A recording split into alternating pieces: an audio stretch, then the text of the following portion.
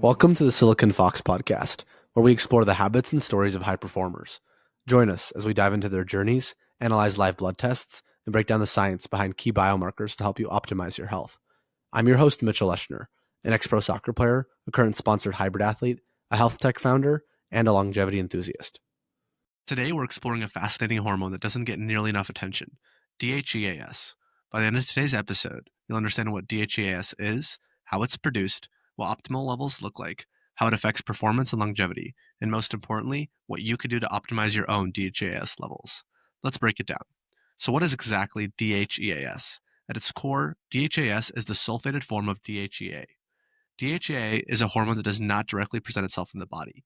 It is what is used to create other sex hormones, and therefore an extremely important biomarker. Both DHEA and DHEA-S are produced naturally in your body, primarily by your adrenal glands. The relationship between these two forms is important to understand. DHEA is the active form that can be converted into sex hormones like testosterone and estrogen, while DHEA-S is the storage form.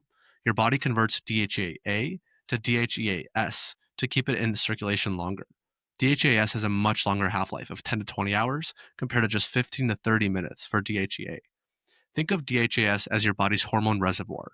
When your body needs to make testosterone or estrogen, it can convert DHEA-S back to DHA, and then further transform it into these sex hormones. Now, what makes DHEA-S particularly interesting is that it's most abundant circulating steroid in humans. In fact, there's about 300 times more DHEA-S in your bloodstream than testosterone. The production of DHEA-S begins primarily in the adrenal glands, which sit right on top of your kidneys. Smaller amounts are also produced in the gonads, testes in men and ovaries in women, and even in the brain, where it's considered a neurosteroid. The production process starts with cholesterol. Your body uses cholesterol as the base building block for all steroid hormones. Through a series of enzymatic reactions, cholesterol is converted into DHEA. Finally, an enzyme adds a sulfate group to DHEA, creating DHEA-S. What's fascinating about DHEA-S production is that it follows a distinct pattern throughout life that's quite different from other hormones. DHEA-S production begins during fetal development, with levels peaking shortly after birth. These levels then decrease rapidly and remain low throughout childhood. During adrenal maturation, which coincides with puberty, DHEA-S levels rise dramatically. DHEA-S levels typically peak in your 20s to early 30s and then begin a steady decline, what some researchers call the DHEA-S age decline. Unlike many hormones that are produced on demand, DHEA-S is constantly being produced, sulfated, and released into the bloodstream where it circulates bound to albumin. The release and utilization of DHEA-S are regulated by complex feedback mechanisms involving the HPA axis. In the response to signals from the brain, the adrenal glands can increase or decrease DHEA-S production. While DHEA-S doesn't follow the dramatic daily fluctuations seen with cortisol, there are still some daily variations, with levels typically being higher in the morning. DHEA-S doesn't exist in isolation. It's part of an intricate hormonal network that affects virtually every system in your body. As a precursor molecule or a compound that participates in a chemical reaction that produces another compound, DHEA-S can be converted into numerous other hormones. In men, DHEA-S can be metabolized into testosterone and DHT. In women, it can be converted into testosterone estrogens like estradiol. This conversion happens not just in the gonads, but in the peripheral tissues throughout the body. This versatility makes DHEA-S particularly important for women as they age.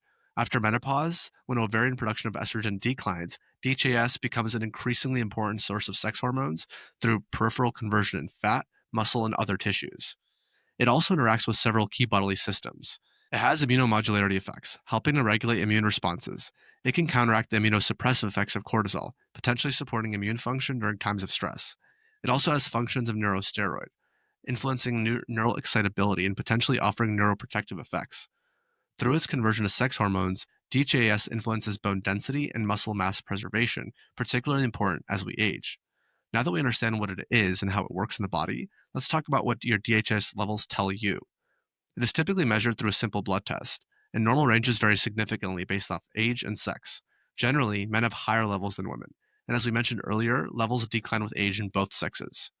Elevated levels can be associated with several conditions: a group of inherited disorders affecting the adrenal glands, potential for PCOS in women, excessive cortisol production syndrome, or even acute stress.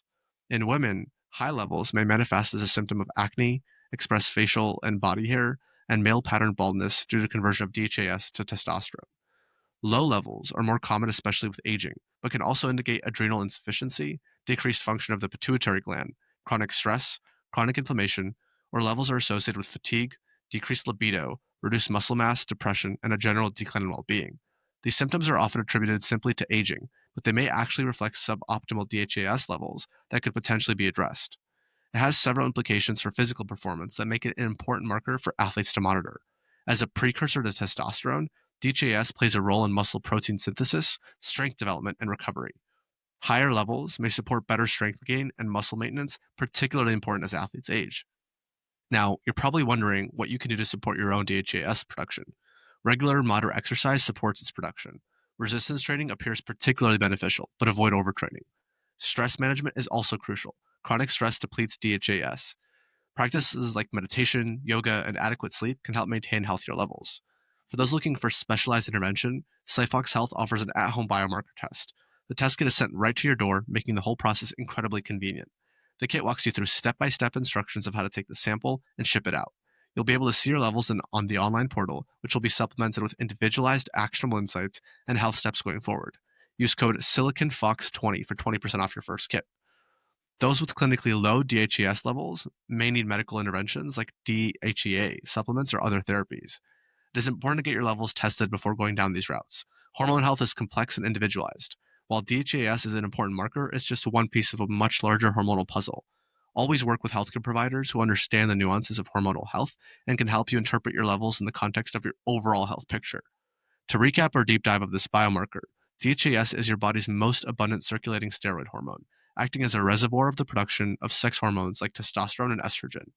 This versatile hormone influences your immune system, brain function, metabolism, muscle and bone preservation, and other systems. It's a key player in athletic performance through its effects on muscle protein synthesis, recovery, and energy levels. Those looking to optimize their longevity should certainly consider this hormone into their routine. Thank you for tuning in today. I hope you've gained some insight into this biomarker. If you found this episode helpful, be sure to subscribe and share it with others who might benefit. And as always, take charge of your health by staying informed and being proactive about your body signals. Thank you, and we'll see you next time on the Silicon Fox podcast.